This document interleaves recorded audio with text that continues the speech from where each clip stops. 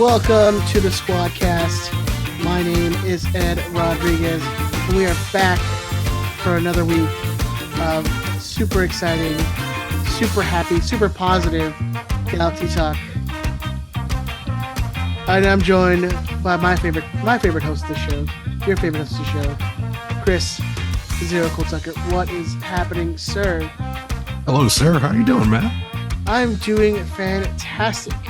I feel like I just affected a podcast voice. I feel like I sound differently than I did when we were talking 2 minutes ago. No, you don't. You talk. I know it's looking good. Yeah. Okay. If anything, I turned it on a little bit in that beginning part, at least. You ham it up. You're very Family Feud when you get started. Yeah, but you know what? Look, you got to hook them in, right? Like you have to. You know, you got a good 10 seconds before people are like, you know what, next. Is that it? I'm going to take your word on it. Yeah. I have no idea. You could open up a school. You could open up a school where you teach people to host game shows, because that's in your vein. Like you would be a decent game show host.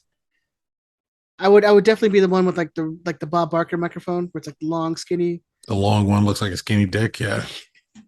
Love it. It does. It's skinny. It's the skinny dick microphone. I mean, all microphones kind of look like dicks, right? Yeah, I guess. I never really thought about it. If I'm honest with you. They're very phallic shaped. Yeah. Well, they're definitely not like vaginally shaped microphones. That would be. They're not little rosebuds. No, no, they're all dick shaped. Yeah, they're all big old dicks. Welcome to the show, guys. Yeah, man. First 3 minutes of the show. We'll get the dicks out the way. We'll get the dicks out of the way. One of my old coworkers, I posted on Instagram that I wrote for the LA is Our House Galaxy fanzine, and she saw it, and I mentioned that I do the podcast, and she's like, why don't you advertise it more? And I was like, oh, it's not very good.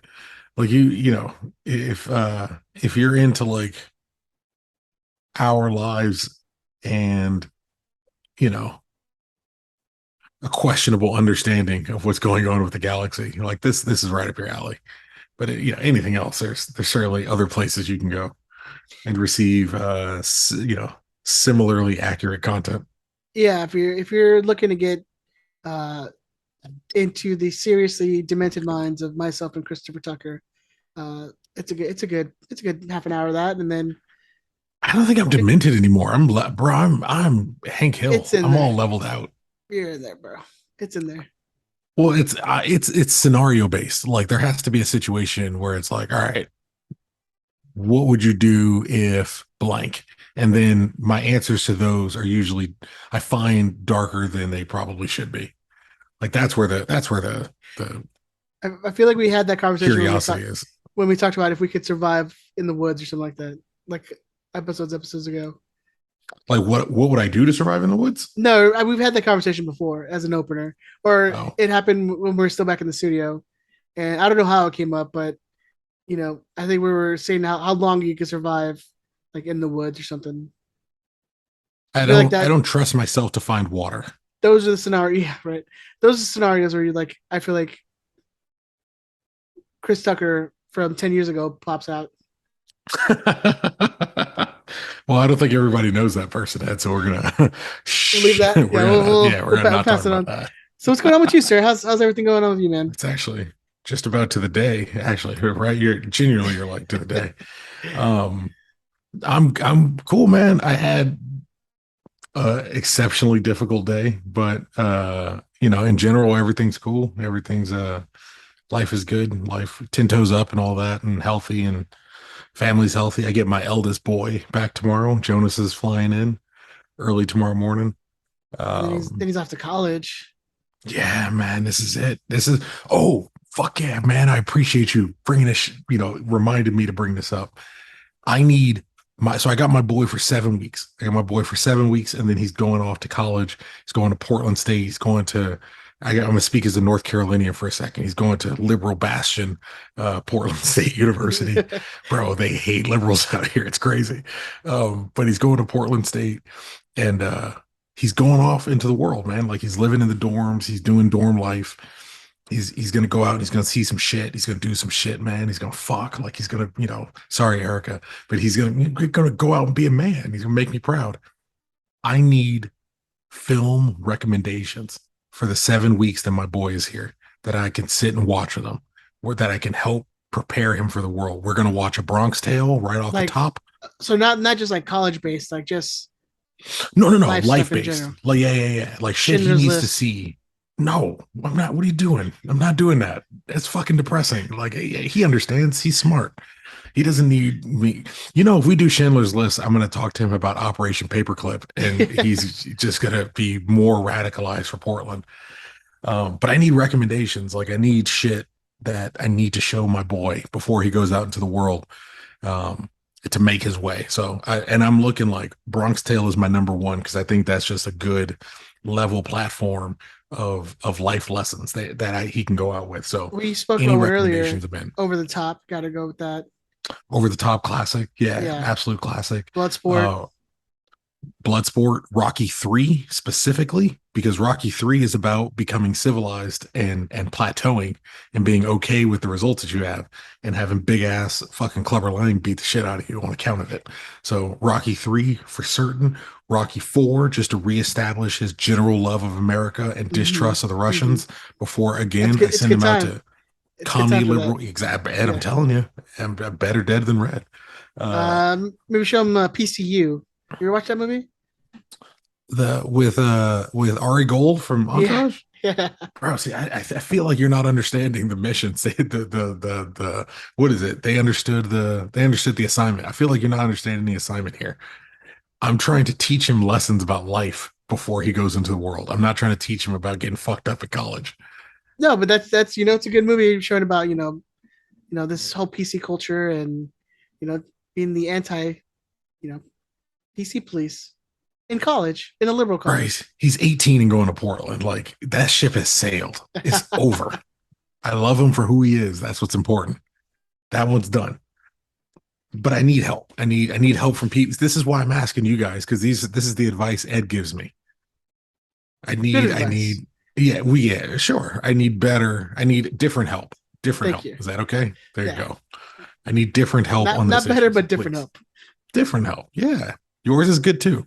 I want to hear yours. I just want to hear yours all at once after everyone else gives me theirs. Have you seen Mortal Kombat with the boy? Oh, see, that's the thing. This is where this list doesn't work because I would also include that on there. And that's just a more of a general, like, hey, you always need to be ready because you don't know when If you're going to be invited to an to a otherworldly fight island. fight, yeah, Fight but it's island. in another universe because I don't know if you Yeah. remember that's what happened in that movie. Is it really? Is it an They like alternate go through dimension or like something? they go through like a portal or something, and God, like that go into movie's this. badass. Yeah, but then you got to Christopher show them. Lambert always coming through for me. He's the Then Highlander. I love the fact that he's Raiden. then you got to show them the second one and be like, see, this is what happens when Don't you talk try shit to about Mortal Kombat 2. Do not talk shit about bro. This isn't this is what really. you gotta no, this is what you gotta figure out. It didn't even have Lambert in there, man. Don't worry about yeah. It's Lambert. You But just I feel you. you just changed. Lambert, you're fancy.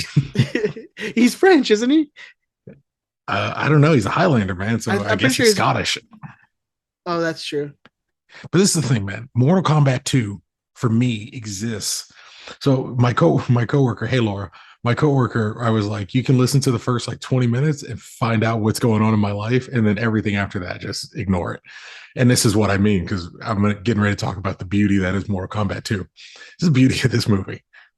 It for me, it exists in the zone that Ghostbusters 2 used to exist in until I watched Ghostbusters 2 again. And I realized that movie is actually terrible.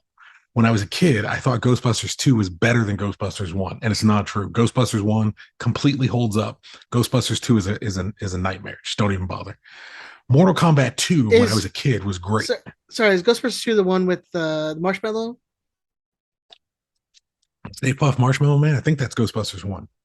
That's one. Ghostbusters 2 is the slime under New York. And like as New Yorkers are being more rude, it's getting worse and worse. Oh And my then god. like goes, yeah, it's terrible, bro. I don't think Just I've leave seen it. that in decades. leave Leave it. whatever you currently think about it is better than what that movie is. I Okay. guarantee you. It's awful. But like I assume Mortal Kombat 2 is in that exact same realm. But I haven't seen it in so long that it's still a great movie to me. So all I have to do is never watch it again, and it's always phenomenal. That's definitely not been the case for Mortal Kombat 2. I will tell you that.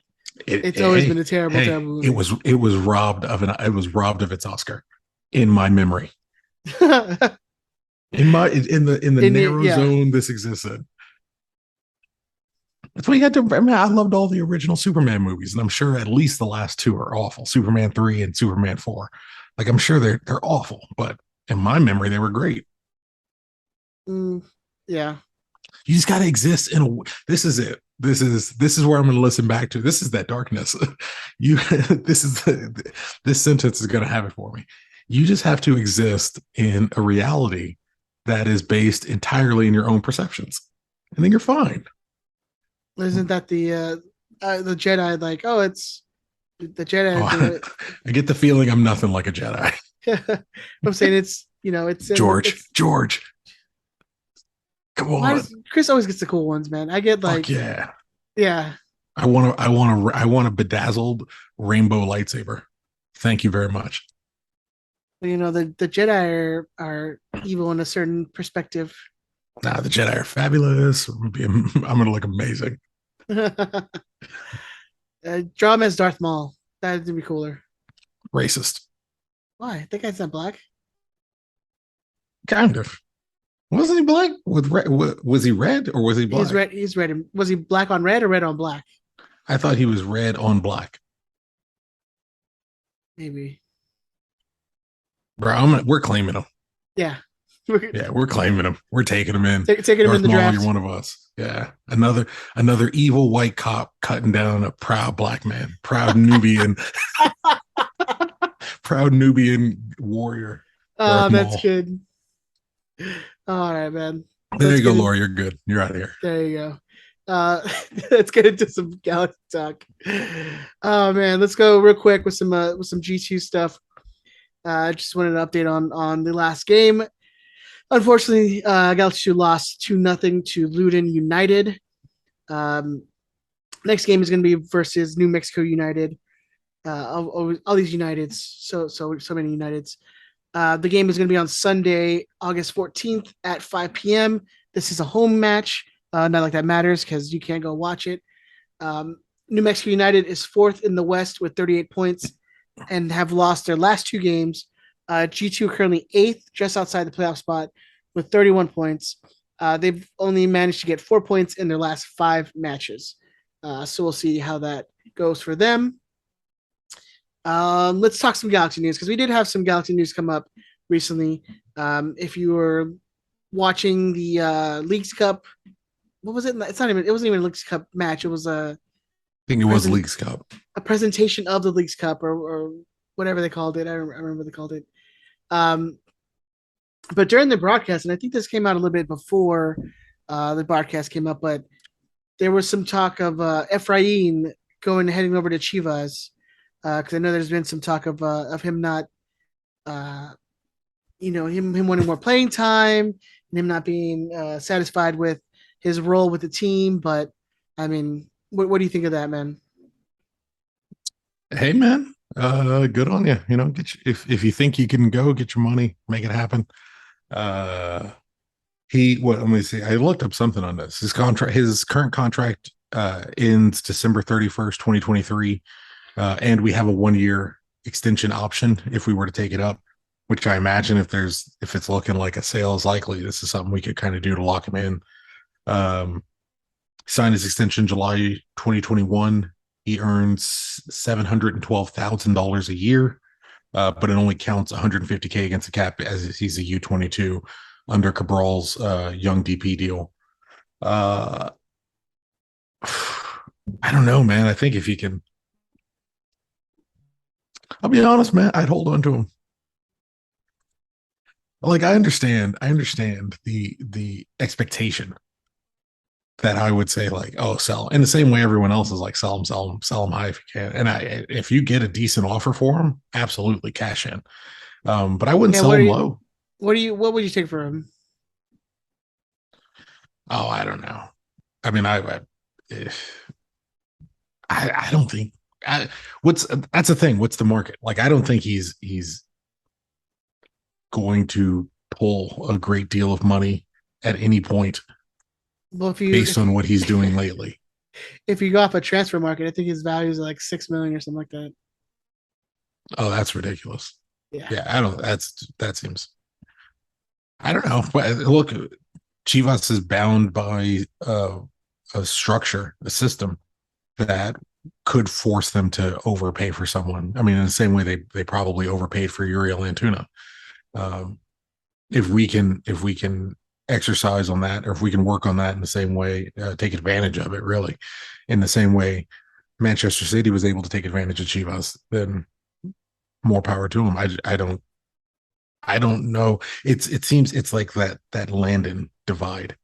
I don't think Chivas will pay enough to warrant what the Galaxy may value Efrain at. Right. Yeah, I think that's the case where you have a player who doesn't feel like he's getting proper minutes, and then you have a coach in Greg Vanny who's like, "Well, you got to show me what you can bring to the team, and if you're not doing that, I'm not going to play you." And it's going to be a little harder for him now, especially with picking up Ricky Ricky Puke Puke. So Ricky you know, Poosh. even Poosh. those minutes are going to become even harder to come by now.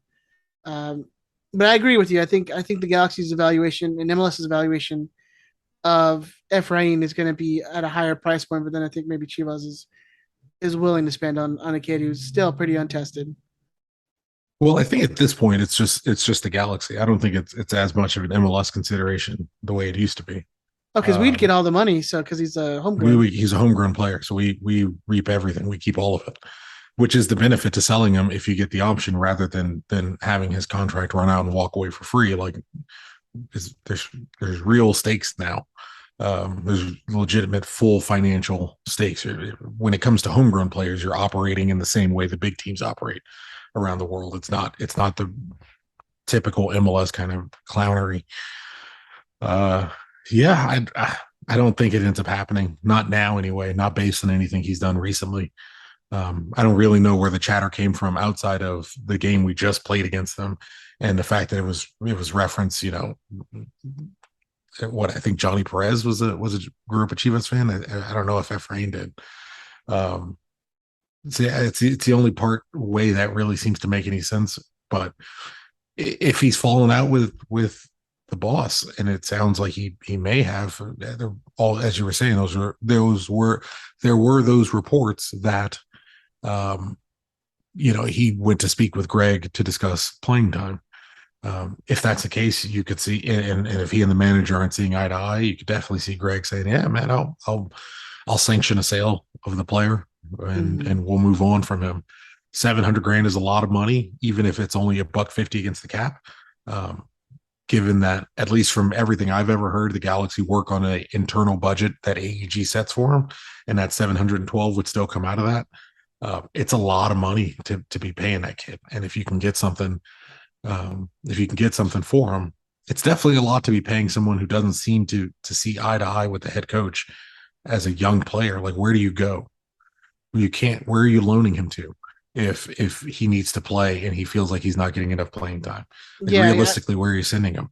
You're not going to be sending him down to USL. You're not going to. You're not going to. Yeah, he's not going back to USL. He's not going Yeah. to a USL team that's trying to compete. He would stay on the first team and play for us, or he would be potentially loaned to a team of at least equal footing, or yeah, I guess equal footing. But if he's out of contract at the end of the year, what's even the point of that? Mm, What are you doing with him next year? Yeah, unless you're just exercising an option to run one more year, it seems like you're wasting his career. Like, we would either keep him and make a legitimate move to play him next season, or we would sell him probably this upcoming winter while we could get something for him. And you could see Chivas being on that list, but I don't think it happens anytime soon.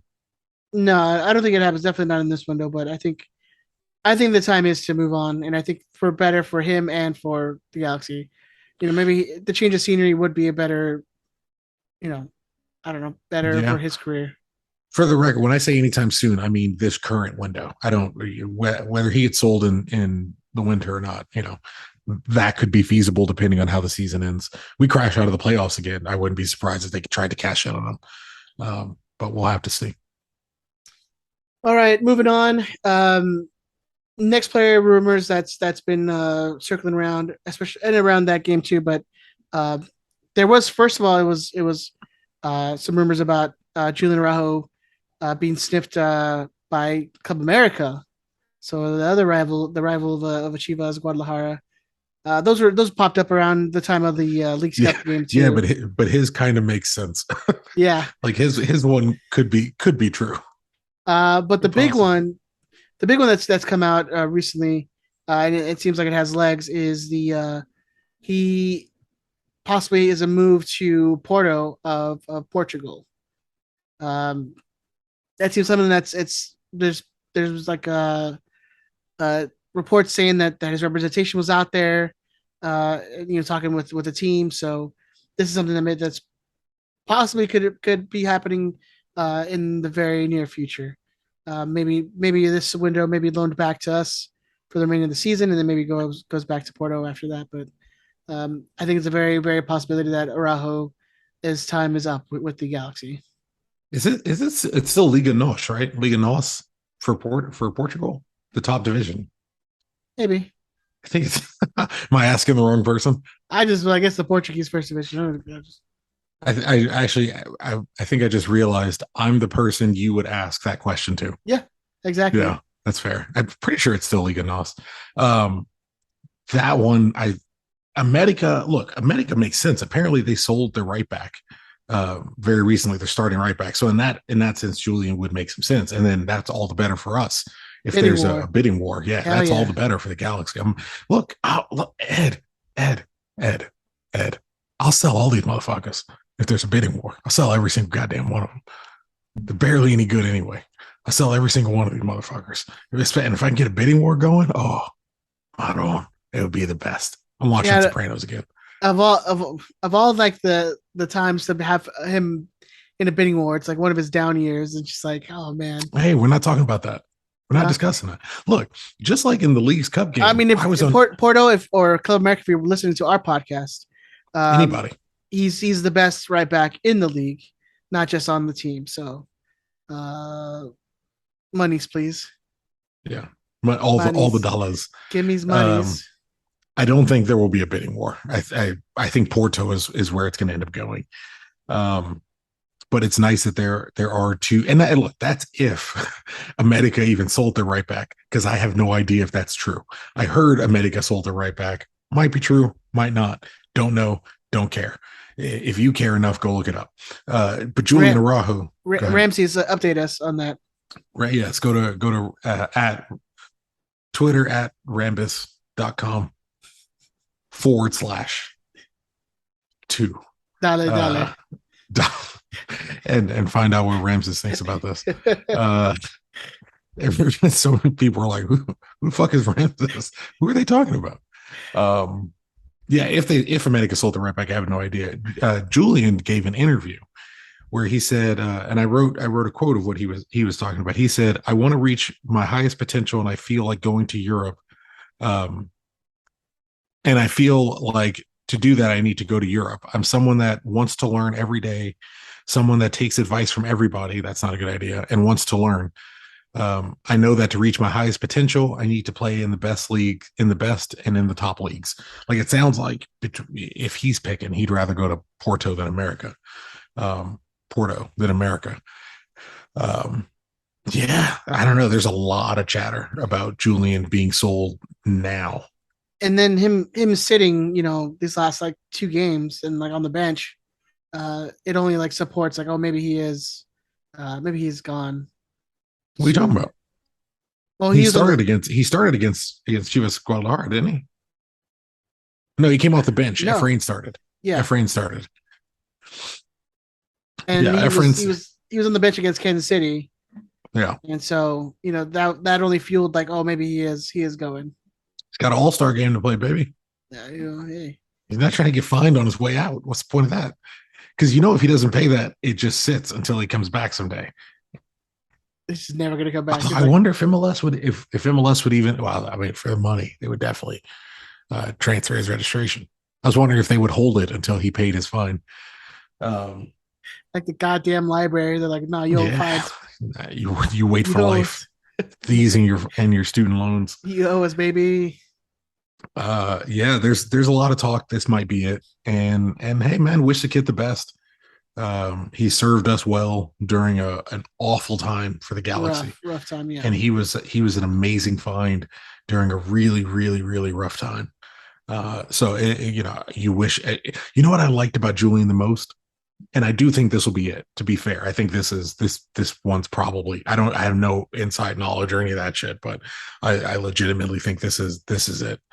What I liked the most about him, watching him kind of come through, because he's not a real Galaxy 2 player. I think he played like 18 minutes of a Galaxy 2 game. Like, he's not the way they sell Julian is coming up through the system is not reality at all. He was barely on Galaxy 2. He was always playing for the first team. He was a blue chip prospect talent that they wanted to fast track through.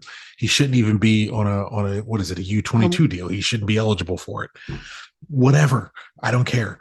They had him on, and then they had him on a homegrown, which that was like bullshit. Is he a homegrown? I don't know. Is he homegrown? I don't know if he's homegrown. He's a U22. He shouldn't be eligible for it because it's his second contract, and it's supposed to be your first professional one, or it's your second professional one if you're homegrown, which he wasn't. Whatever. I love, me, Ed. I like seeing the young players, the youth players that have come through the system that are Galaxy kids that have come through the system. I liked watching a young player compete and fight for a position and win. And not just win in a fight for a position.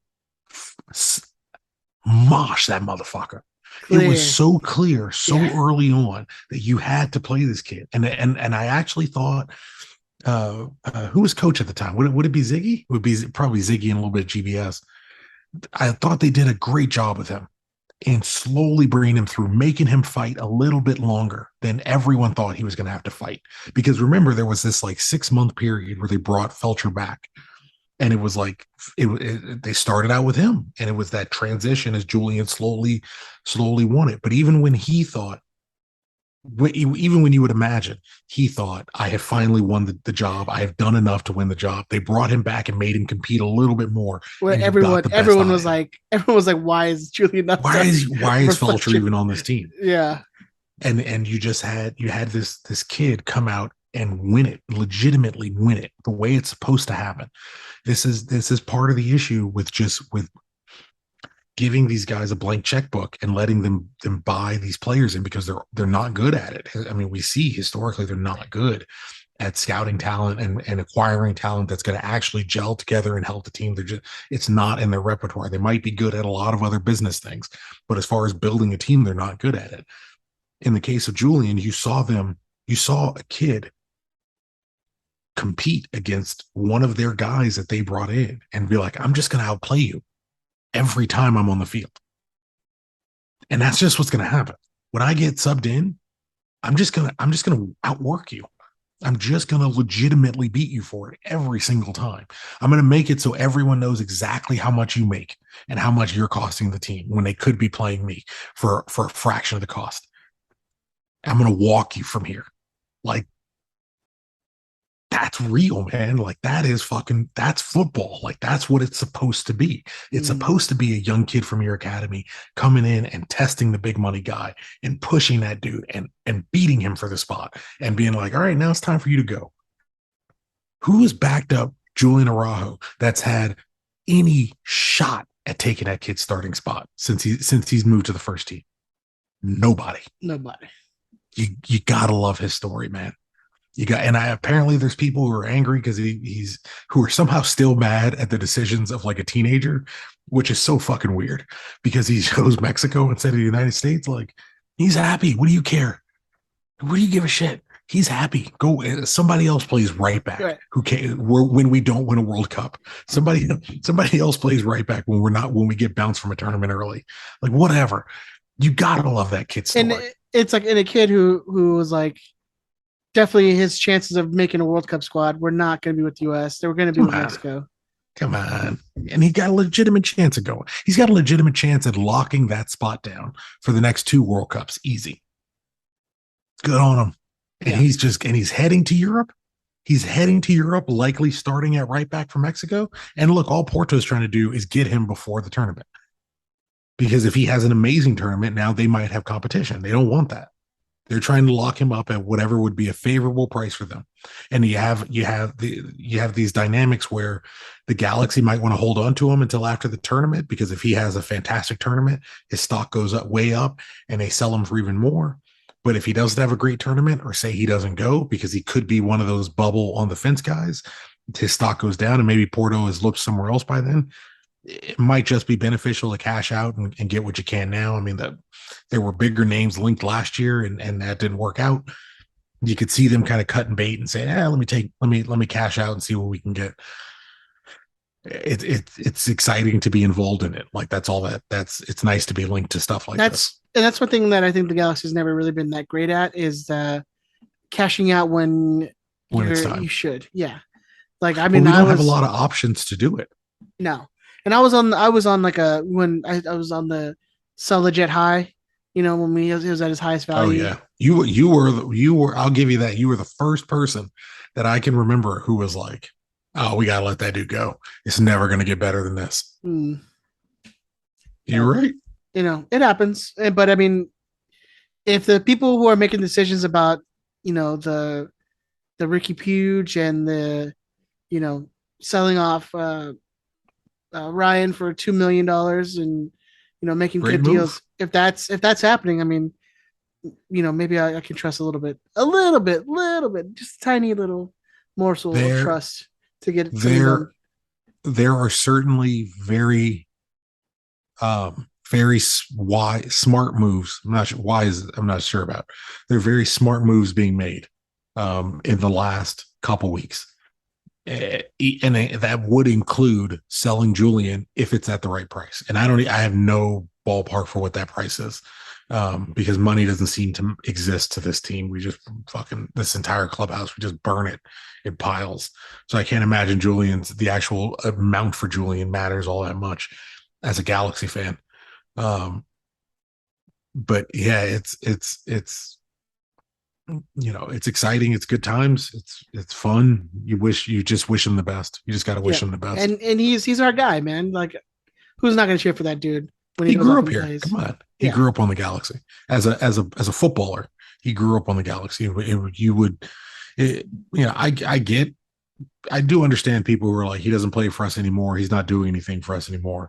And then if you're on top of that, if you're a U.S. men's national team fan, he is just an ex-player who plays for a rival nation. Like, I even get that, but life seems too short for all that. no, he'll be a G, and then if he goes on, he does great things. Like, be like, hey, that was our dude. Good on him. That Yeah, was good our on dude. him. All He right. he tried on the field. He contributed a hell of a lot more to us potentially making the playoffs than 95% of the players. Yeah, that's 90? that's that's safe. Like Safe to 90? say. You can't cheer for better than 90%? Yeah. Well, good luck on him. Good luck Ooh, to I got to him. look something up. I got to look something up. Good luck to him. Yes. Oh, I just thought of something. Let's talk a Well, little. Julian's important. He's an important name on the current Galaxy. Wow. That would be fucked up. Okay, go ahead. Okay, Sorry. no. What's you have like a stat or what? Yeah, give me. Oh, this is. I want to get the number right because I can't even comprehend this. Um, I got to get the exact number right. 77. Say we sell Julian Araujo tomorrow. Say tomorrow we all wake up in the morning. Fabrizio Romano. Here we go. Julian Araujo to Porto. You know, say 9 million. It's not happening at 9, but let's say 9 million. Who becomes the most tenured Galaxy player? It's got to be like Efrain, right? 77 appearances. Efrain Alvarez. the kid's been on the first team The for like kid's 4 been here years. longer than everyone else. Four. This is fourth full Yeah. season. Uh, yeah, fourth full season. Fifth season as a first teamer, but he got no appearances in his first year. Efrain Alvarez would be the longest tenured Galaxy player if and when Julian Araujo walks away. I mean, Just for everyone who defends him as a youth player, he's literally the longest tenured person here. I don't yeah. know. I mean, you still get the argument of like, oh, he hasn't been 77 appearances? hasn't been given the proper, uh, going through coaches and coaches and coaches, and He will have 100 appearances next season, guaranteed. Like guaranteed next if he's season he here. reaches 100 appearances. He'll be here. Yeah, I think he'll be here. It would take that's just, the reason he's not going anywhere. It's that Landon Donovan Premier League issue. It would cost them too much, and he doesn't produce enough to warrant the money the Galaxy would want. Hmm. But yeah, number one with a bullet, Efrain Alvarez. All right. Oh, I shouldn't say that. No, it's fine. You're fine. Let's talk a little controversy, Tucker. We're not once to shy away from controversy. Do I believe in God? Do I believe in A couple you? days ago, it was brought up on to the attention of some Orange County SC fans that the Galaxy put a bid in for the what is it, the Championship Park or Great Champ, whatever. Something like that. Um, You mean those people squatting in my stadium, Ed? Is that what you mean? yeah, exactly. Is that what you mean? Those squatters? The squatters.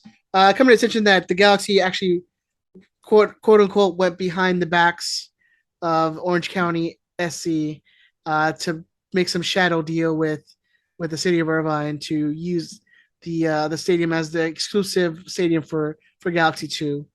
The what was in they called it the They not they the called second them team, their feeder team. the feeder team. Feeder team. Yeah. Which is, look, it's not a real slight. Like they are a feeder club. They're operated separately, officially. And if you play for Galaxy 2, where do you hope to go? The first team. Yeah. Yeah, it's a feeder club. Oh no, I it mean was that's weird not, that they used it as a slight. They used it as an insult. They use it as an insult that the 17-year-olds that compete for Galaxy 2 play at the exact same level as the grown men who play for Orange County SC. Like I get why that feels like a slight, that the professionals for Orange County SC are competing against, teenagers playing in a feeder team for a feeder system. I get why that feels like an insult. And so then the owner comes out and does like a whole. This is the owner. This is the owner of the organization. I guess the majority owner of the team came out and was like just putting shade, just like throwing shade all over the Galaxy, and saying how this big organization is trying to snuff out the little lower league division teams. That in just a short amount of time, of 3 years. Oh no, I got that as a quote. No, you are not paraphrasing that. I have that as a quote for every single person that decided to take up the side of poor old Orange County SC. I have the quote that they put in their little in their owner put in their little media feed. All right, the Los Angeles Galaxy want their MLS Next team to have exclusive use of the stadium and stop us and all other professional Orange County men and women's soccer teams from being able to use the stadium.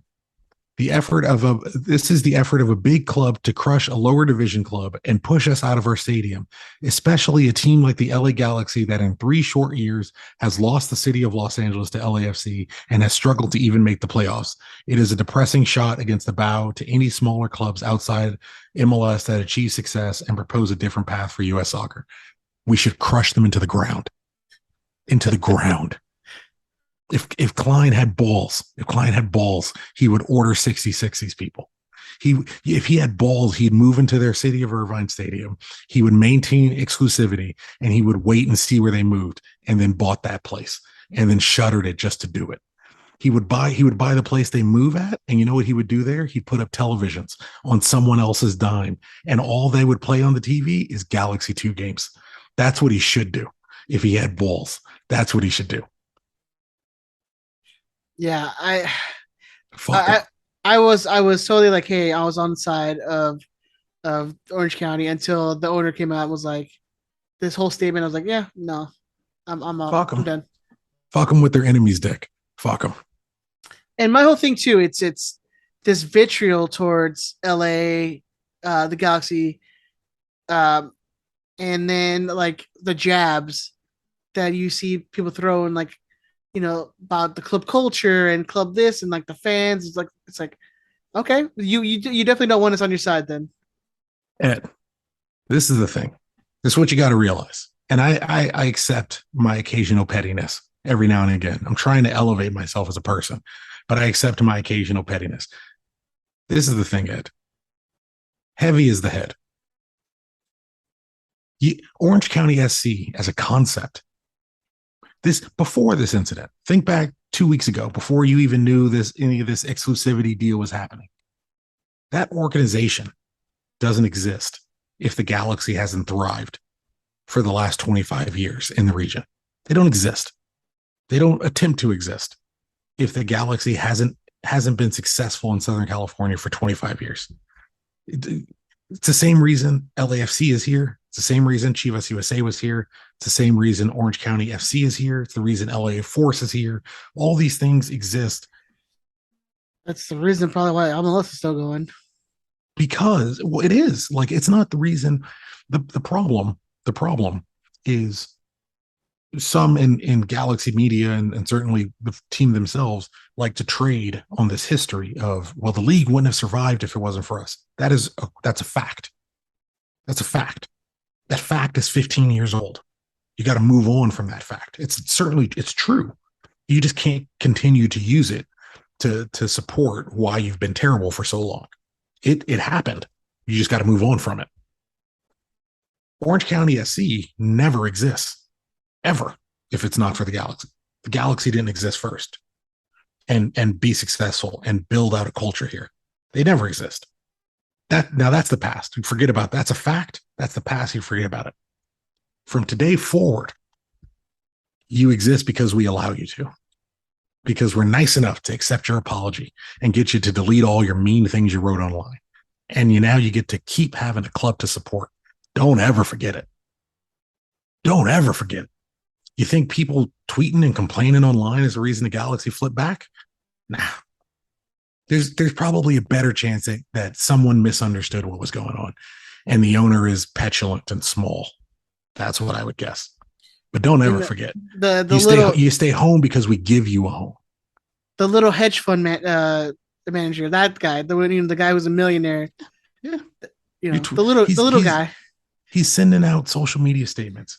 Do you think the Galaxy's owner even remembers he owns the Galaxy, let alone knows Orange County SC exists or that we're taking over your stadium? That one might not be a win. That one hurts a little bit. But anyway, yeah, fuck him. I don't understand the outpour of sympathy for him. I don't get it at all. And then I don't understand why these people are not enraged as they are with the Galaxy as they're with their own city. Why aren't you enraged with your own team for not putting in a superior bid to an MLS Next team? Yeah, why? Because you want to get the stadium for cheap when nobody's competing against you. The same way we want to get the stadium cheap when no one's allowed to compete with us. They're just mad that we do it bigger and better than they do. And then you're renting the stadium. It's not your stadium. It's not their building. Who would have thought Orange County would have hated capitalism so much? I'm as shocked as you are. Yes, that Biden America, Ed, he's changing things out here. I don't know. You got to watch these guys, man. I see this shit. Yeah. So you saw them storming the whoa. Whoa. I just saw Orange County FC fans storming the government, storming the city hall. The city hall today. So I don't know, man. Anaheim is burning with their flags, and Tito Ortiz is leading the revolution. Well, it happens sometimes. But yeah, I mean, and be mad at your owner for not putting up money to build your own stadium, like you're legit your own home. Like, why is he not putting up the money for that? You're renting a building, man. Like, if any of you listening to this are renting somewhere and your lease is up and your landlord can get more money from another tenant, they don't really give a shit who's living in your place. They don't care. You're a number. You're a cash check. It's just the reality of the world. You can say it sucks. You can be like, landlords are the devil. Yeah, sure, but you still pay rent somewhere. That's just part of the game, man. If you're renting, you live the life of a renter. Don't act like you own it. You're not an owner. You're a renter. And if you're a renter, you can be bounced.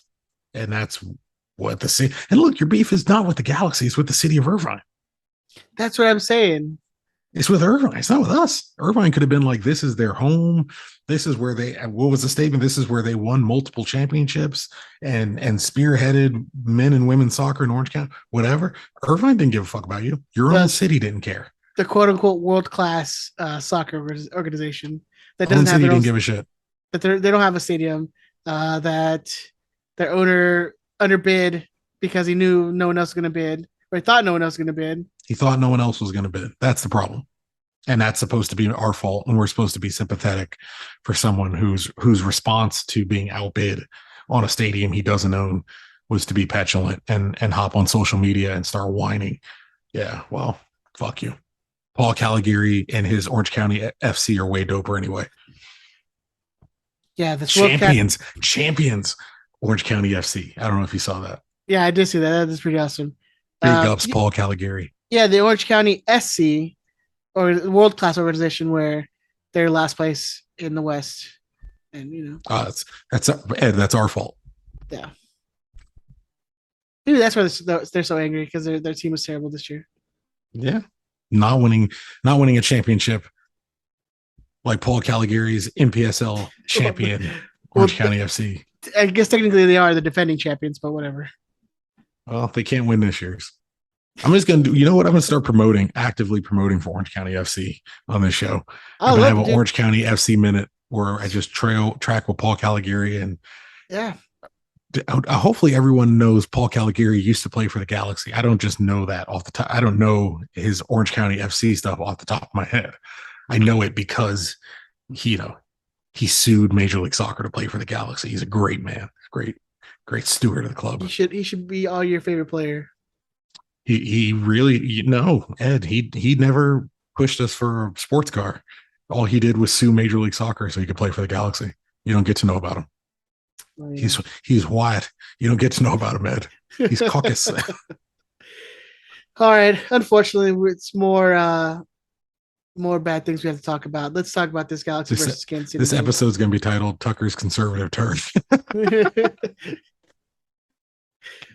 It's all about talking about them liberal. Well, we did say how Orange County is storming the city hall, but storming the city hall of Anaheim. Yeah, we're pissing everybody off today. Taking it back, man. Yeah, telling us to stop the vote and stuff. We're as edgy as Jimmy Fallon. Oh yeah. Yeah, I assume that's not very edgy. I would not think so. No, I've never seen that dude's show, so I try to stay away from that dude as much as possible. Damn, that's harsh. I just don't think he's very funny. I don't get his comedy for sure. I saw that one of the creators of It's Always Sunny was guest hosting the other day. Mac. Oh, really? Mac was guest hosting. Hey, if there was one late night like talk show host who you found out tomorrow was like a hardline conservative, which one would it be?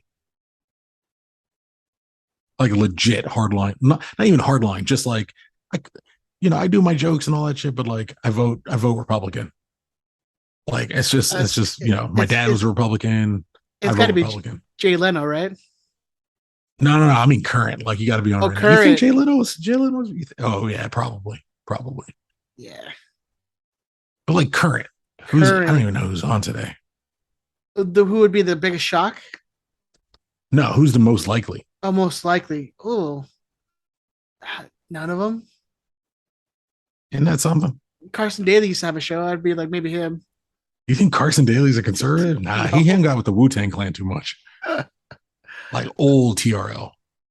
No, I have no idea. Like, I don't even know who's like the current roster of late night people. Bro, we're old.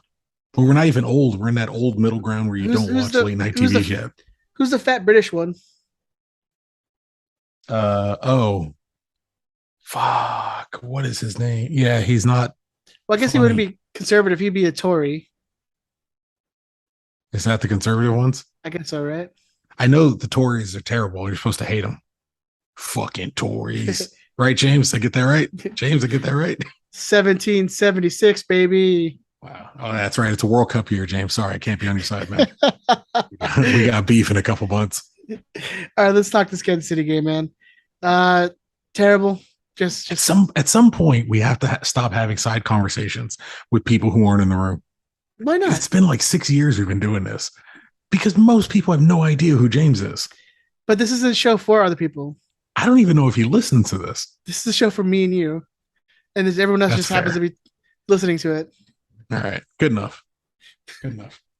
All right, let's talk about this game, man. 4-2, losing to the worst team going into the weekend, the worst team in MLS. Not true.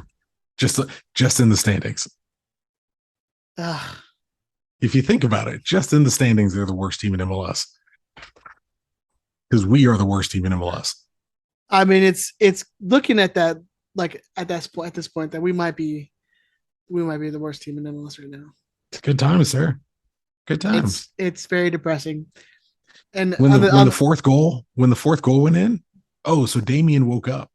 I was watching a game out here, so it's all like it's fucking super late. Like every game comes on late for me. Yeah. So the boy was having trouble falling asleep, and it's like I don't know 9 something, and he peeks his head out of the door, and he's waiting for me to go grab him and be like, "Hey, go get in bed." But he peeks his head out of the door, and he's like, "Hey, Dad, what are you doing?" And I was like, "I'm watching a Galaxy game. You want to watch it?" He's like, "Yeah." And he comes and he crawls up on couch and he watches it with me, and it makes it easier. Like I'm filled with less rage because he's so close to me, and rage. No, there's Ed. It's like I'm trying to think. So think about them like Avengers movies, right? Whenever the Hulk is turning into the Hulk, but it's at a time where he definitely can't turn into the Hulk, so he's trying to hold it in. And you just see him like starting to turn green and starting to mutate, and then it goes back to Bruce Banner, and then it'll start mutating again in a different place. And then he's like, and he comes back from Bruce. That's what it's like watching a Galaxy game with Damien, because I'm so genuinely filled with rage. But he's like, he looks at me and he's like, "Daddy, what's wrong?"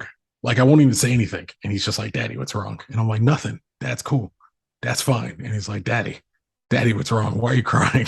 Yeah. And I'm like, "Well, bro," he literally cried when the fourth goal went in. He started crying. He was like, happy? "Daddy, are you happy, Galaxy? You made his son. You made Chris Tucker's son cry." Oh, fuck all these guys. He looked at me. He was like, "How come we didn't score a third goal?" Because it was what 3-1 or whatever, whatever the breakup was, or yeah, I guess it'd been 3-2 already. It was at 3-2, yeah. And we were pushing for an equalizer, and he's expecting us to get the third goal to equalize, and then they scored the fourth, and he's like, "Daddy, why didn't we score a third goal?" And I'm looking at him like, "Dude, you know what? I can explain it to you, but you are not going to understand. And it's going to take a long time. And I have diagrams and I have stats that you don't care about. You may not even be able to understand. I'm not sure I really get it." You really want to learn how Daddy's brain works? Oh, he watched Premier League soccer with me a lot. He understands how Daddy's brain works, and it's depressing. It's exceptionally depressing.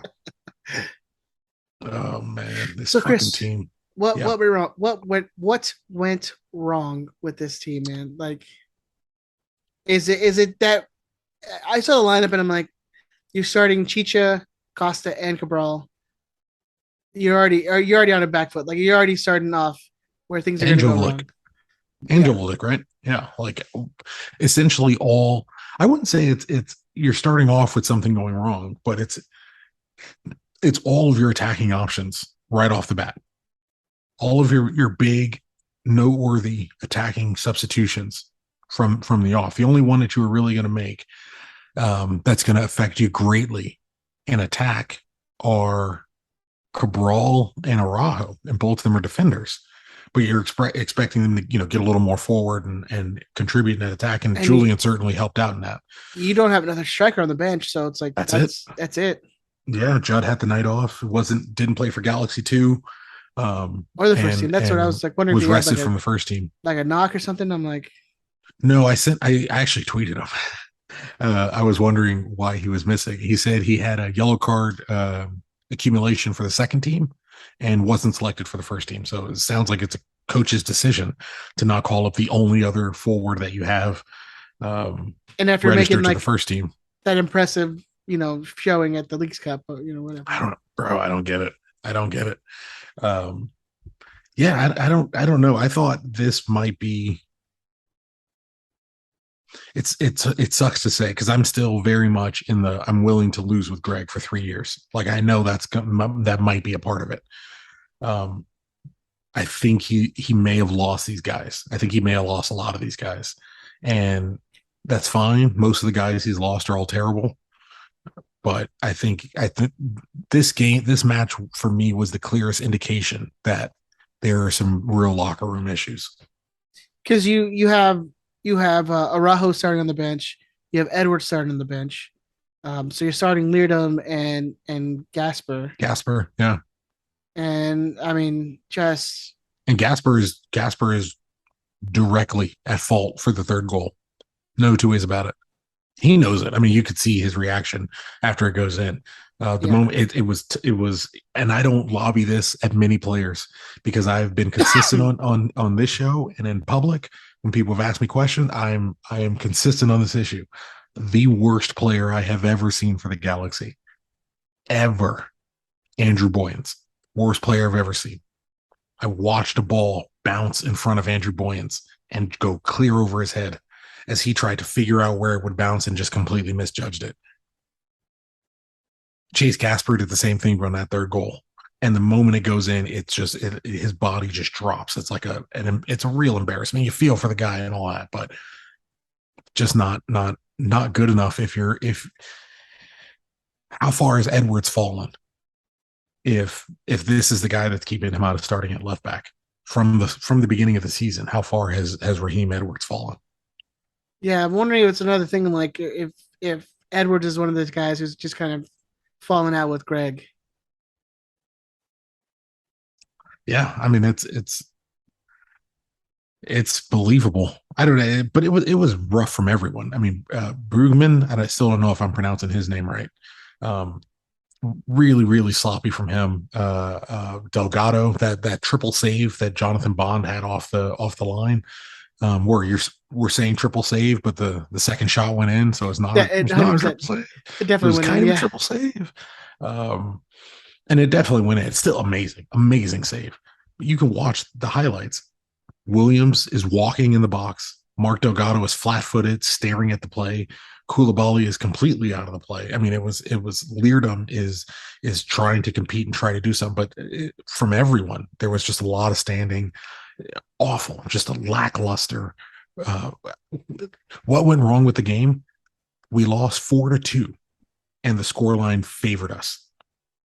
It flattered us. It flattered us to lose 4-2. It is not a realistic result that we lost 4-2. There was a penalty save from Bond. I mean, Bond was outstanding. Man of the match, gave up 4 goals. That tells you everything about everyone else. Right. We gave up a penalty that got saved. Bond being fantastic. Derek Williams on that play, man. That's like AYSO level. Like, what? Yeah. What are you doing? But even that first goal in the 10th minute, is a low step, and Williams guarding a whole lot of nobody pretty high up on the line. I think he lost where the runner was, and by the time he tracks back to catch him, it's way too late.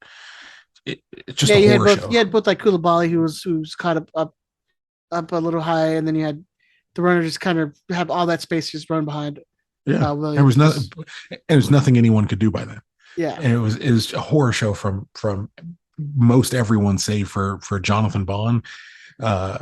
Jonathan Bond as a starter, a horror show for most everyone, save for Bond. Off the bench, thought Julian was fantastic in his time. And I thought Efrain was fantastic. He had 30 minutes. He had an assist. Julian essentially created the penalty. But, it's okay. Come through. There's credits to go. What's going on? What's going on? It's all right. Is it Mama? Good. It's fine. Is it Mama? They're just like they want to come through. I'm like, just come through. It's all good. Yeah. He just won't say anything. Just walk next to the. Is that a CD player back there? Just Yeah, it walk is a next to the CD CD player boombox. What decade are you guys in? with my Alexa on top of the CD player. Amazing. Yeah, that is America. Shut up. Perfectly. No one. Who are you yelling at? The A word. Shut up. They can hear you. They're recording all my thoughts. Yeah, man, it was, it is what it is. It was not great. Cabral was useless. Costa was useless. Chicharito and Dejan were quiet for most of it. Not even useless, just anti like Galaxy, just doing everything that they in their powers to just screw things up. And like Costa's the biggest of that, where the man, the guy just doesn't have it. He just doesn't have it. He might be it's gosh, I wish part of me wishes Gio as a complete project wasn't so terrible. Because if you take him just on the field, if you take him just at the football, Gio blows Costa out of the water. It's not remotely close. You take Gio's best year versus Costa. You take Gio, probably, let me look this up. You probably take Gio's worst year versus Costa, and you're still looking all right. Yeah, I think it's true. You might still be okay. Let me hold. I can access this right now. Let's see. Are we saying Costa might be the worst DP that we've ever had? That's the thing. There's so much more to Giovanni Dos Santos than just what he contributed on the field. There's the amount of money. There's the not turning up. There's leaving early from press appearances because you're going to get shit, and you're going to get shit. Faking injuries. You're going to get shit from faking injuries and all the bullshit that you've done. Like there was so much around. Gio and Gerard really are the beginning of the dismantling of what the LA Galaxy used to be. The signings that the head coach didn't want, that powers that be who know better knew was going to work and was definitely going to work out and was definitely going to be exactly what we needed. And it essentially ends up with you having who is the Alex Ferguson of the Galaxy being unwilling to comment on us positively in any way. I mean, he is essentially a part of the beginning of the dismantling of us as an organization. But also in his worst year of 2018, he had 14 games played with 10 starts, 823 minutes. He had 3 goals and 2 assists. Douglas Costa is at 1,035 minutes played, and he has 2 goals and 1 assist. Like, even if you're just looking at the soccer, he's worse than Gio. Literally on Gio's worst day. It's one of a kind. It's amazing how terrible he is. I don't know that he wants to be good, because I struggle to imagine someone who played for Bayern and Juve can be this bad. But he's regularly schooled at MLS level by Graham Zusi in the year of our Lord 2022. Isn't that one of the worst things? Like Graham Zusi, who's still starting for Kansas City, the whole game. Like my man Costa was like just dribbles into players, like not even. It's sad to see. Well, he makes Gasper worse because he doesn't play any defense on that side and just leaves him overexposed. So whenever Gasper is supposed to play that overlap, when he plays the overlap to go in to cross the ball from deep in the opposition third, Costa is supposed to drop back to cover that space, so Gasper doesn't immediately have to run all the way back and sprint and exhaust himself. But Costa doesn't do that. So if Gasper plays the way the coach is asking him to play and to get involved in the attack and to press up a little bit, he's going to be overexposed over and over and over and over again, which is exactly what Kansas City did. Kansas targeted Douglas Costa. Kansas targeted our third designated player. That is the state of that's the current state of the team. The guy who is supposed to fix everything from last year. That's who the worst team in the league went after exposed and was able to score off of his side over and over and over again. It's depressing. It's true. Like that's just the case. The Williams handball comes from Costa's side. The Gasper bounce over his head comes from Costa's side. The first opening goal comes from Costa's side. He's awful. He is at least, if you remove the money, he's worse than Gio by a country mile. If you take away the money. If you factoring in as overall, because I obviously my feelings towards Gio are strong. You know, my most hated Galaxy player of all time, Eduardo Dominguez, country mile. This is as close as you get. For someone who is like paid a lot of money and is completely disinterested. Yeah. You're just stealing money disinterested. Yeah. You're just stealing money from the team at this point. He doesn't seem to want to play soccer for the Galaxy, and that's fine. He couldn't do it in Brazil. He couldn't do it in Italy. Like, Italy didn't want him. Brazil's second division didn't want him, which is, by the way, for everyone complaining in FIFA, the reason Costa's not in the game, because he played in the Brazilian second division, and that's not in FIFA. That's too low to be in FIFA, and they don't have Brazilian rights. That's why he's not in the game. And they're not going to render a player who's coming from the Brazilian second division to join Major League Soccer. That's why he's not in the game. The reason he's not in the game is he played at such an outside league that he was literally not in the biggest soccer game in the world. That's why. He's awful. Awful. My next question, Chris, is this team a playoff team? No. I don't even think Ricky fixes most of our problems. He'll help. I think he'll help a lot. But he can't play center back. He can't cover Julian's hole at right back. I don't think he's gonna play much defense, to be honest. He's not gonna play defense. He's not in MLS. He's not gonna play center forward. He's not four people.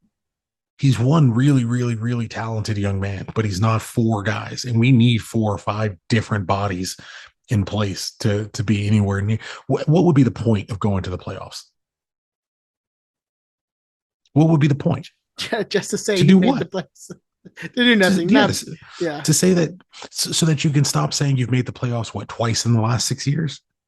What would be the point? Who are you beating? Who are you beating to get into not even to get into the playoffs? Who are you beating in the playoffs to do anything but get embarrassed in the first round? Oh yeah, I think it's definitely, even if they make playoffs, it's like a one and done thing for sure. What's the point? Yeah, what's the point? So no, I don't think we're a playoff team. But even if we were, I'm not really sure what it would matter. All right, man. Anything else from this game before we move on? I'm sure there was something, but I don't remember. Again, one of big ups. Efrain Alvarez thought he had a great appearance. Chicharito converting a penalty. 54 appearances. He has successfully converted 2 penalty kicks. Good on him. You knew we were in trouble when we went down 3-0. We've only scored 3+ goals twice this season, and it's Montreal and Austin. And both of those were 4s, and both of those were at home. So away, we were definitely fucked. That's about it. It sucks seeing the players argue on the field. I think we're in for yet another offseason of massive turnover and rebuilding. Yeah, I agree. Unfortunately, I think that is going to be the case. All right, moving on. We're gonna read Big Tony's email. Thank you, Big Tony, for sending this in. We appreciate you doing this for sure. We appreciate you doing this every week for us, sir. Prognostication: 1 week, 1 loss. What? The G's can't beat the worst team in the West? Of course not. We made them look like a playoff-ready squad. Well, I think most people went into this weekend thinking the G's could grab a point or 3 from this game. The boys and Pippi certainly did. Ed, Ben, and Pippi all predicted a win, while Chris thought we would get a draw on Saturday. So easy to score. No points. Just like last week, Chris leads with 11. Ben and Pippi are tied in second with 9, and Ed remains at 2 points. Ed, there's 11 games left. You really need to start racking up these points. That's not going to happen. Listener predictions. Much like the boys, most listeners said the G's would win. 36 out of the 45 participants predicted a win, while another 5 predicted a draw. That means we only had 4 listeners who correctly predicted a loss. Hats off to Elizabeth, Ramses, Sabrina, and Uncle Dishwasher. Unfortunately, no one predicted the correct score. as three of them expected the G's to get shut out, and Elizabeth was thinking Dejan would grab a goal. So no bonus points for anyone. With so few people getting points, there wasn't much movement on the table. Chris G still leads with 22, Jason L is second with 20, and Robert the Bruce is in third at 19. A link to the standings will be in this week's listener prediction email. Looking forward, three Saturday games in a row. That's crazy talk. Anyway, on Saturday, the G's welcomed the Canadian champion Vancouver Whitecaps to the Digs. The last time the G's played them was last year, also here in Southern California, when we managed a 1-1 draw off a Cabral goal. Those are so far and few between. So that's pretty interesting. This season, the Whitecaps are doing about as well as the G's, as they are tied with us on points at 30. However, we have one game more than they. Sorry. However, we have one more game than them. We have a 0 goal differential compared to their -12, which is third worst in the league, only behind KC and DC. It's strange. The Whitecaps have not really lost by huge margins. They just consistently lose by 1-2 goals. I guess it just adds up. As we all know, the G's haven't been great, and there are rumors that Vanny has lost the locker room. We are certainly seeing players frustrated with each other on the field. Maybe Ricky is the answer to all our problems, just like Zlatan was. That's sarcasm for any new fans. Don't be fooled by the front office moves. Our team seems to have serious problems, and until Klein is gone, we won't see any significant turnaround. From what we have seen this season, the G's either get pumped for a big game or refuse to show up for someone at the bottom of the table. So which G's team will we see on Saturday?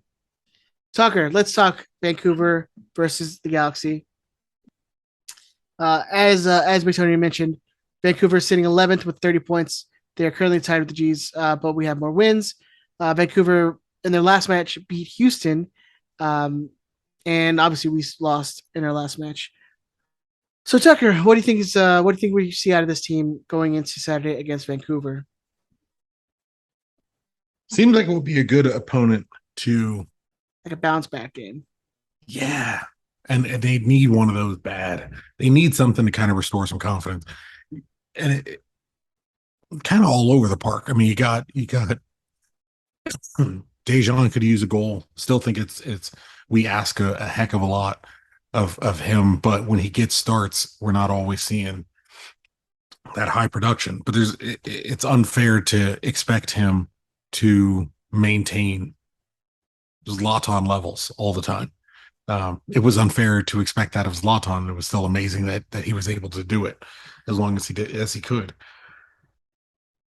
I really hope to see Brugman. Oh, excuse me, Brugman and Delgado have a bounce back game. I thought both of them were exceptionally poor against Sporting Kansas City, and they can't be if Cabral and Costa are going to be their outside players. They have to be on every single game. Might be a swan song for Julian if he plays at all. If he's not in the 18 at all, that's going to be a huge indicator of what's going on. It's enough that he's been playing these 45 minutes here and there, and 45 minutes against Chivas and 45 minutes against Sporting Kansas City. It's we're gonna have to kind of see how things are starting to work out and starting to build out for any hope of a playoff push on the back end of the year. So we just see Ricky Puge go to his first practice today, or participate in his first practice today. Doesn't necessarily mean he has his visa, just because. Well, he practiced by himself. By himself, yes. Yeah. So if anything, that says he definitely doesn't. Yes. So we'll see. We'll see if he gets it by before Saturday. But if he does, you think we see him at least as a substitute role, or? Oh, I wouldn't put him straight in. Oh, I wouldn't do that either. No, straight in, side lineup. No, God, no. That's the worst idea. I would let him get comfortable. He's in a new environment. He's small for the league, for the way the league plays and the physicality of the league. He's it's different. I mean, you want him to have his debut in an environment that's going to suit him to hit the ground running look, technically he's going to be better than everyone on the field, no matter what. It's not changing whether he plays this game or another game.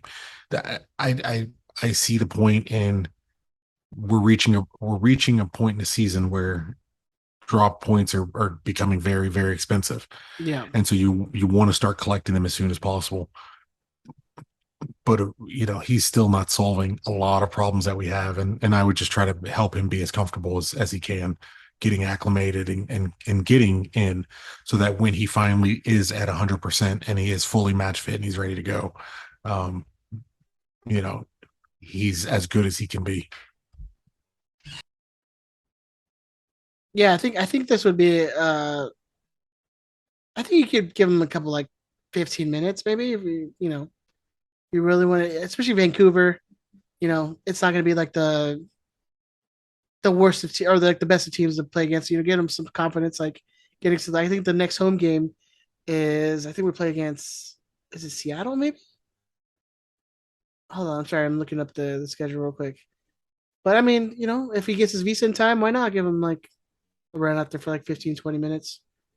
It can't get worse than what we currently have. So uh, I would Yeah, say but give him a little run out there. So yeah, yeah, but what we our next currently home game, have, what we the next currently have in the positions that he would play are two people we bought in the last 6 months. that is true. Or you Like, can just drop Costa. It's fine. sold. But yeah, because our next home game is against Seattle, so I don't know.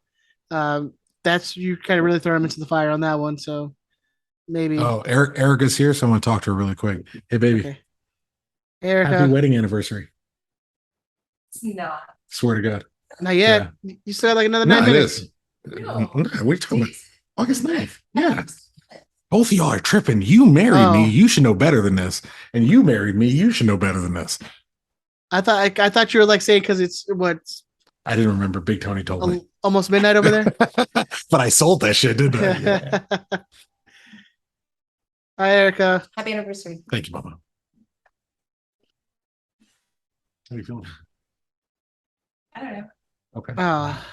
Hope you feel better. She's hurting. Uh, Boo's hurting a little bit.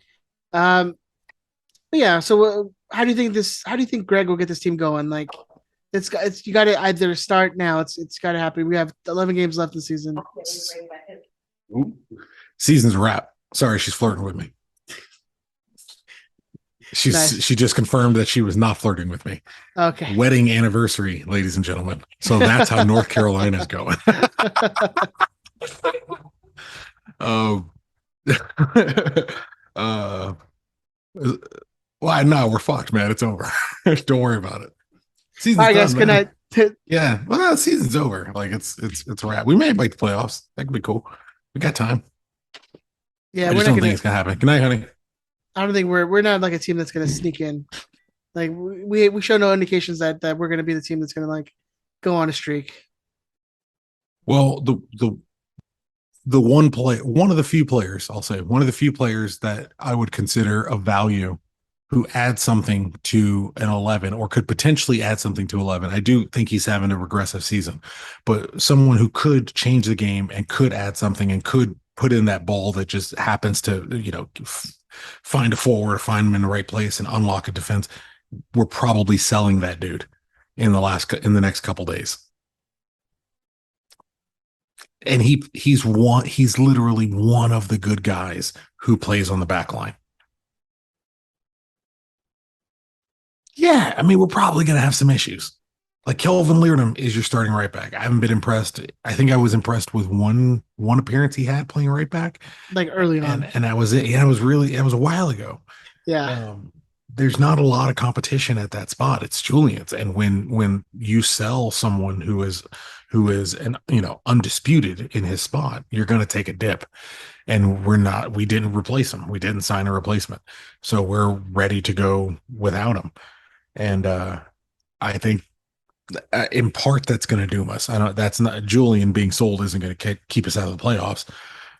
Losing to San Jose and shit like that, and LAFC is going to keep us out of the playoffs. But it's not going to help, and we need all the help we can get. So what do you think? The lineup stay the same? Do you see Greg revert back to like a one striker system?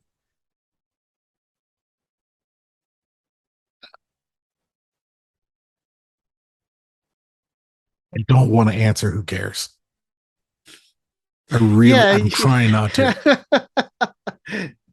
It's just it's a really we're the similarities between the galaxy and I hope Ricky changes this, at least for me. And this is, and I only talk for me. I don't speak for anybody else. It's just how I view the organization. I hope watching him play revitalizes something in me, because it is very reminiscent of what I understood was the case with Manchester United last year, where there was this sentiment of like, I watch because I feel like I have to, and I feel like it's like I watch the Galaxy. That's the thing I do. That's who I am. You know what I mean? Like it's who I've been for a very long time. Like I watch the Galaxy, so I'm going to watch the club. That's what I do. Mm. Support the team. I watch the team. But I don't. I go into every game, every single one, assuming we're going to get beaten. I hope we don't. I don't know that there is a change. I don't see anything in matches that leads me to believe there is a change Greg could make that will make us more successful in this game than we were in Kansas City. I think we can beat Vancouver in the same way I thought we could beat Kansas City. I can't see a thing he could do. I don't see what he could change where I would go, oh, that gives us a better advantage over Vancouver than playing the exact same team he just did. Like, what is he? So he doesn't play Cabral and he plays Johnny Perez. I love that kid. I think he's great. I think he's going to have an amazing career. He's not already, but that's it. Like you drop him for Johnny Perez. You drop what Yeah, Cabral for that's not Grand happening. Sear. Yeah. But you drop Cabral for Grand Sear. What does that give you? You drop Gasper for Edwards. What does that give you? You drop what Chicha for Judd or Jovelik for Judd. I love Preston, but what does that give you? You drop Koulibaly for Depew or Zavaleta. Or what does that give you? You may as well drop him for Neil. Play Jalen. It's the same. You drop Araujo for Leardom. Fuck does that give you? You drop Bond for Klinsman. That's definitely a negative. You can't drop you would drop Brugman or Delgado for Klestion or Carlos Alvarez or Daniel Aguirre or Carlos Harvey or Daniel Aguirre.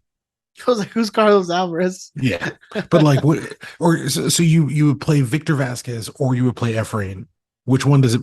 Do you feel like there's a difference in the production you're going to get that's drastic enough where you're like, I definitely have to start that guy over that guy? Well, now Grant Sear Cabral, but Grant Sear Cabral, is there a difference enough?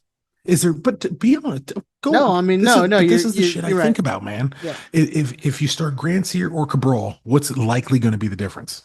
Nothing.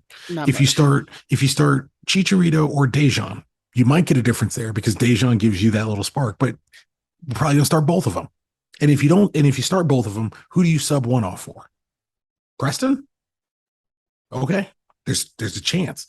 But now we're at a point where I'm subbing off either the Serbian striker who's fantastic, who's going to take over next year and is the best, or Chicharito, who is the main star designated player and the captain, for a USL guy, a USL striker who I genuinely believe could give me something different.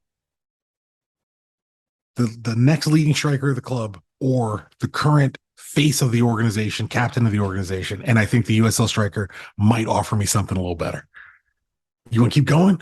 Costa or Johnny Perez, an academy kid who's got a year left of his contract, who hasn't signed an extension yet. He might give me something better than my third designated player. My two center midfielders, if they don't start, we're fucked. Big fucked. Center backs, what does it matter? They're all terrible. What does it matter? Outside backs, one has been a nightmare since we played LAFC. The other one is getting ready to go to Portugal. Who are we going to replace him with? The guy who used to warm the bench for Seattle. That's who we're gonna replace our blue chip prospect with. I don't know what roster he's going to play, but I genuinely, like, I don't understand why it even matters. Like, what does it matter what he plays? So- They're all like, you know what I So mean? so back to the I don't care. I don't care. Like, no, I didn't say that. I said I'm trying very hard to not say I don't care, because the short answer is I don't care. The long answer is I go position by position and show you why it doesn't matter. Yeah. Where does the difference, where does the change or the difference come in? What does it do? It doesn't do anything. No, you're right. We might, and that's it's not not to say much. we're going to lose. We might still beat Vancouver. I just don't see where the change he makes that makes it more likely that we do or don't. No, I agree with you. I think it's a sad state of affairs right now, man, and it's not looking like it's going to get any better anytime soon. We might win. They're bad too. They are bad too. All right, Tucker. Let's get your prediction for this game.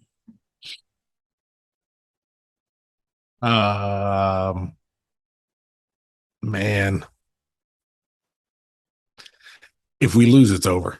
You know, well, I can't even say that because we have a fucking 23-year-old from La Masia coming to the like.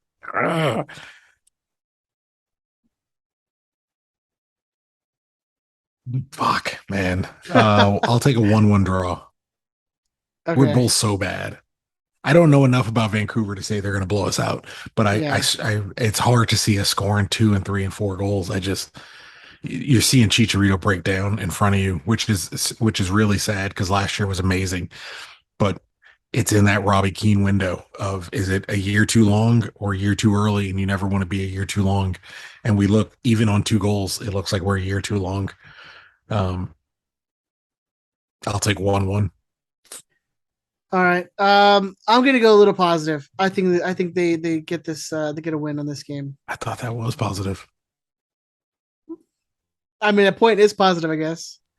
Yeah, bro, I swear to God, I thought that was positive. I see again. Well- I exist in this own little reality bubble. Yeah. I'm gonna go. I'm gonna say. I'll say 2-1. 2-1 us? 2-1. Yeah, us. I'll cheers that. 2-1 us, and I'll give a goal. I'll give the goals to. Let's go Cabral, and we'll go Wow, Dejan. you're already. You know you're wrong. You know you can't be right. Hey, he likes to score against Vancouver, apparently. So I'm gonna give mine to Brugman. just cause. What does it matter? What does it matter? What does it matter? Fair. And I'm sure Ben's score will be uploaded on Twitter somewhere. I miss Ben. I gotta be honest with you, man. I miss Sir. Benny a lot. Mr. Sir. All right, let's move on to the lightning round then, yeah? Or anything My else? goal. I want to get an estate, and after Ben's girls go off to college, I'm just gonna have a mother-in-law house in the back, and I'm gonna put Ben in there, and Ben's just gonna live on my property and produce podcasts, and he'll all he always be does. close, which is where I want him. I want him in my heart. Miss you, Ben. All right, we're moving on to the lightning round, sir. Pew, pew, pew, pew, pew. Pew, pew, pew, pew, pew, pew. All right, this Pew, one's pew. the Ricky Pew Pew. Did you name the last one Ricky Pew Pew? Yeah, Oh, okay. I don't pay any attention to this shit anymore. that's fine. This is from LA Galaxy Fan Talk. Obviously, we always want the best for the club, but would failure again force FO changes? No. Nope. Nope. All right. For who?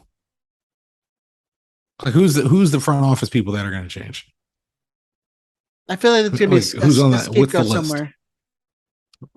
That's what I mean. Like a Scapegoats are corrupt- gone, Say like a Krosky gets out of there, bro. That dude But- is fucking consigliere for this whole thing. If That a- guy ain't going nowhere, If a client could save his ass, it'd be like, no, we'll get rid of Krosky. bro. When Karofsky goes, he's going to tweet out a statement that's like, "I can't believe they raided my house. They even broke into my safe, getting a message out to the people." You know what I'm saying? Karofsky ain't going nowhere, Jack.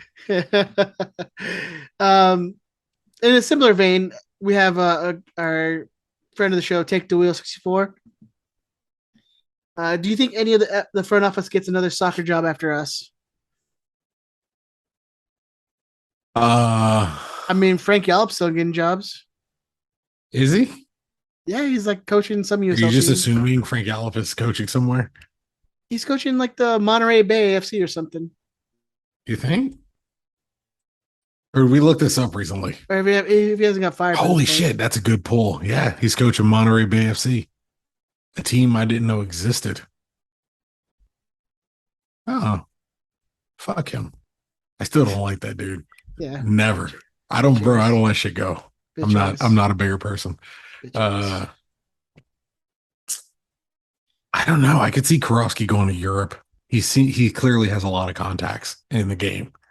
I don't know why he never seems to use them for good, and he only uses them for evil. I feel like But Klein would get like he'd fail up. Like he's he gonna gets yeah he he's gets gonna some get out of the position game. with AEG. Yeah, he's getting out. He's I think he's getting out. This is who hire him to do what in soccer? To do what? Ruin your soccer team. You destroyed an organization Well, for all intents. if you watched fuck, what's the show called? Can't even think of it anymore. And we The just start soccer naming show, shows. Oh, Ted Lasso. Ted Lasso. Yeah, The show's not premise good. the premise of her hiring him is to ruin the club. Yeah. So if it was like that type of scenario, sorry, spoiler alert if anybody. Hey, can I ask a question? Yeah, Does he end up banging that lady? I've only watched The the like first owner? season. So I Okay. haven't. I saw the first two episodes and I was like, oh, he's gonna smash that lady. Wait, he's not married. Is he married? Yes. Oh, well, probably not then. I don't know. Maybe. Well, if you watch the show, you know. 2022, you know how it is. He's poly now, Ed. So Yeah. yeah, So it's cool. Don't worry about it. Don't ask no shade. questions. Yeah, no shade. Yeah, how dare you? How dare you? Um, yeah, I don't know. We can move on. This one from I don't know how to pronounce the name. It's Takbao 07. It's TACVBA 07. I think you're cool saying I don't know how to pronounce that. Yeah. I think you get credit for that. Does Araujo deserve his transfer to Porto? Absolutely. Rate his downhill performance. What does that mean? Downhill performance. Like I'm he's assuming just getting 'cause worse. Yeah.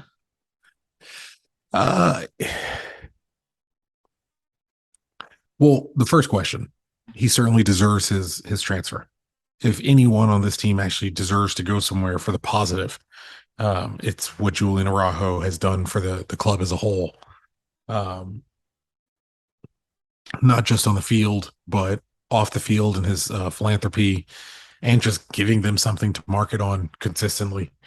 They really appreciate it, and they're going to have a lot of difficulties in the upcoming seasons when he leaves. But he certainly deserves to go, and he deserved to go last year. And I wish the team performed better so that he could have got a move to potentially a bigger club, although he might get to play at Porto, which is going to be the most important thing for his development. He absolutely deserves to go. What was the second half of that question? Rate his downhill performance. 7 or 8. I mean, he's not he's in a category for the galaxy where, and I want you to pay attention to the specifics of the words that I'm choosing here so that you understand what I'm saying. He's in a category with the galaxy in the way Messi and Ronaldo are judged, where they're judged against themselves. They're not judged against other players in their field. We judge Julian as the breakout, standout player amongst years of bad players, and we're judging him against him being so far and away above everyone else. We're not really judging him based on how he is playing game in, game out at right back. I think he's being judged against previous years where he is somehow surrounded by a worse team than he has been surrounded by before, and they're supposed to be improving on players around him. Whether it's Cabral or Costa in front of him or Efrain in front of him, it really doesn't matter. We're never offering him any help. We ask him to go forward because he plays balls in very well, but he either has Efrain Alvarez, who doesn't play defense, Kevin Cabral, who doesn't play defense, or Douglas Costa, who doesn't play defense, playing in front of him, who's supposed to get back when he goes forward. Is he having a down year? Absolutely. But we have in no way put him in a position to succeed. If anything, we've made it consistently harder and harder for that kid to develop and thrive, and you can't blame him for wanting to leave. So absolutely, he deserves to go. All right, this next one is from Pinchy Tunes. If you could only get rid of one, who would it be? Klein, Karofsky, or Vanny? Well, I wouldn't get rid of Vanny for anything. Um, I think long term he'll end up figuring it out, and we need to be patient in a way that we're not usually patient. The other two, we have all certainly been patient more than enough. I wouldn't get rid of Karofsky. Not that I don't. It's double negative, but not that I don't think he needs to go. But I think if I got rid of Klein, I would by um, the inevitability. Whomever replaced him would perhaps look into his dealings a little more, and it That's would what I was end. thinking. That's all I'm saying. And it Yeah. would end with him making his way. Um, look, these guys are humans, and I'm not into the pitchfork of it all, but I think as an organization, it's time for us to move on from their tenure as stewards. I'm gonna try to start saying this in a more respectful way. Klein out and Krosky out is the shortened version, but I think in general, it's time for the club to move in a different direction than from their leadership. Yeah, I'm with you. You get rid of Klein, whoever comes in looks at Kroskin's like, yeah. Hey man, what the fuck? Yeah. This one from our brother from another mother. Speak up, Gilberto. Cuckoo. Why do you think Chicha looks mad when Dejan scores and not happy for the team? Do you think do you think that's true? I don't know. I think I've I noticed don't a know. little bit of it. I've seen Chicharito like move everyone away so he and Dejan can celebrate together when They do Dejan the little scores. Yeah, like I've seen him be mad at everyone else so that they would get the fuck out of the way so that those two could do their celebration together. So I don't know. If that's the case, I'm not calling you a liar, sir. I'm just saying I haven't seen it. Haven't seen it. And I won't try to answer what I believe to be a mischaracterization of the events. Yeah, Gilbert, you idiot. There you go. You're good. Miss you, buddy. Miss you, Gilbert. Yeah. You're good. You're a good man, sir. We had one from Alberto Diaz, but we kind of gone over this already about what would it take for Klein across to get fired. We Don't went over know that the already. merits. I don't know the merits by which they are judged in their job. So that's really hard to say. This one from Charlos Schmarlos. Judd in Great for name. Chichen, right? Judd in for Chichen next year. Ooh, that's no. Judge should still be the number three. Chicha's probably not going to be here, but Well, I think that's what he's saying. Like, would you Judd for Chicha's spot next year since Chicha's leaving? no, Would you just definitely give got Judd that spot? no. You got to buy a striker. Yeah, I think Judd's your number three. Even if Dejan's your number one, you need a more consistent at MLS level number two, or playing at a similar level number two, and then Judd would be your number three. Ideally, maybe you get a more of an aging forward that might only have 1 or 2 years left, and you can kind of bring Judd through if he's on a progression to make it at MLS level. But no, you can't put all that on Dejan next year. All right, and we'll end with this from our good buddy Poise Sushi. If Chris Klein was an anime girl, which anime girl would he be?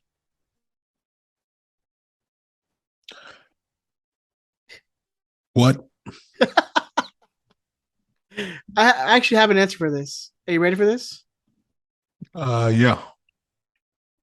Do you remember watching No, I don't. Full Metal Alchemist? Oh yeah. So they were called like chimeras or something.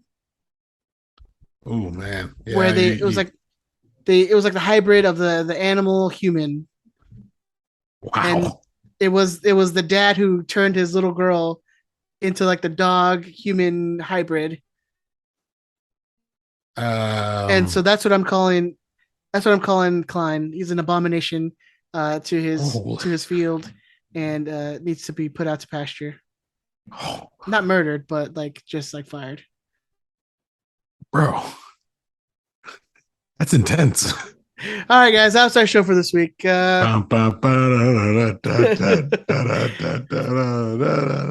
hope you guys enjoyed the show. This was a longer one than we've been doing this last couple of weeks, but it's good to see you, buddy. Yeah, it's good to see you too, sir. It's been, bro. We gotta talk, man. We gotta chop it up this week. Chop it Shit's up. getting wild. Yeah. North All right. Carolina is hey man, I let everybody know I'm doing okay out here. Please stop asking me if I'm all right. I appreciate it. I really do. I'm safe. Like, it's not what you think North Carolina is. Like, Raleigh is cool as shit. Raleigh is really fucking dope. I have literally experienced less racism here than Long Beach and Portland. It's Raleigh, North Carolina is fucking, it's cool shit, man. It's no Carson, but it's dope. No, Sorry. no one would be Carson, man. I miss Carson so much. Yeah. I really do. But yeah, buddy. All right, man. Anything else before we head out here, dude? Yes. The latest LA is Our House fanzine is out now. I'm supposed to pimp it and talk that shit up, and I keep forgetting because I can't imagine anyone would ever take my recommendations on almost anything. So you should check that shit out, man. I got to write. I think they both your boys are in that magazine. what are you doing for that? So What I did you do had for that? I had done an interview with Steven and the people over there at AFTRA, and so that's got in there. Is that the shit that's at the end? There was I like don't know if you got the PDF. I got the PDF. I have not. You didn't get a PDF, bro. I'll send you that shit. I'm not sending it to nobody else, so don't ask me. But like, I'll send you it so you can see it. They sent me the PDF of that. I think they were supposed to, but I think they just forgot about me. It's fine. Yeah, bro. You know, look, it happens. It happens. It happens. Look, it happens. But there's like a translated Steven from AFTRA thing at the end that was really cool. Oh, that's mine then. Is that it? Bro, I had a problem with it. I'm not gonna lie. Why? I had a little problem because my section is called like last word, but it's not the last word. Steven is the last word. That's my only problem with it. I don't care past that. But like, I haven't even read my stuff. I don't even remember what I answered, to be honest with you. I believe it. I stand by it. You petty son bitch, man. I'm not pet. No, it's not pettiness. It's anal retentiveness. Like, my thing says the last word, but it's not the last word. Steven's is the last word. OCD picked it like that one, bro. Erica was like, "Yo, you might be on the spectrum." I was like, "Okay, well, you know me better than anybody, so that kind of hurts." Like, I'm not sure I'm supposed to take that. With all due respect, remember I said with all due respect. With all due respect, hey Chris, you might need to see a doctor. you might be a little Riri. You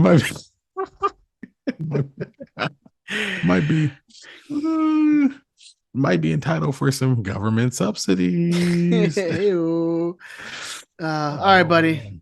Good Love talking you, man. to you, sir. Everyone be safe. Love you guys. We'll talk to you guys next week. LAisourhouse.com. That's where you can get that magazine. Fucking go cop that shit. Go show them what they're doing. Follow them on Twitter and all that stuff too, man. Yeah. Tell them they're doing if there's like a little note when you buy your shit. I don't know if this is a thing. So just run with me if it's not. But if there's a note when you purchase it online, just in that note, just put we're doing Squadcast numbers. Yeah, tell them we're doing Squadcast numbers. Nah, fuck Ed's thing. Your boy sent you? Tell your boys, yeah. Just be like, just everybody say your boy sent you? No, like us, you Squadcast. Like, that's what I was saying. I was like, put in the notes, y'all doing Squadcast numbers. Yeah.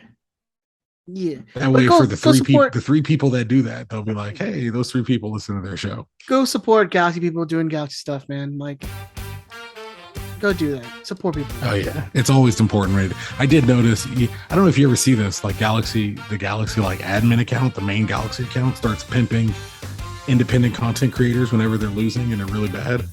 And so when we lost to Kansas City, I was like, I wonder when that shit's gonna come. And then they posted the 1-2 threads thing. I was like, there it is. That's a great looking shirt too. God, it's a good looking shirt. I like it, man. Yeah, I'm not talking shit. I dig it, but it's always funny to me that they're like, things, yeah. They're into independent content creators whenever they're bad, and then whenever they're good, like they don't give a fuck about any of y'all. They'll steal all your shit. But if you don't want to support people who steal your shit, go to LAisourhouse.com and swoop that 3rd magazine where me and Ed are both featured in that bitch, and check out that 1-2 threads. Yep, and then they're also on Instagram and all that stuff too, so go check them out. And they're on the Instagrams and the Twitters. All right, buddy. I'll see you next week then. No, Jonas is here, so probably not. But we'll see what's up. I'll try to see if Ben wants to record then. That would be nice. All right, buddy. Well, we'll talk to you later. Peace, brother. Bye.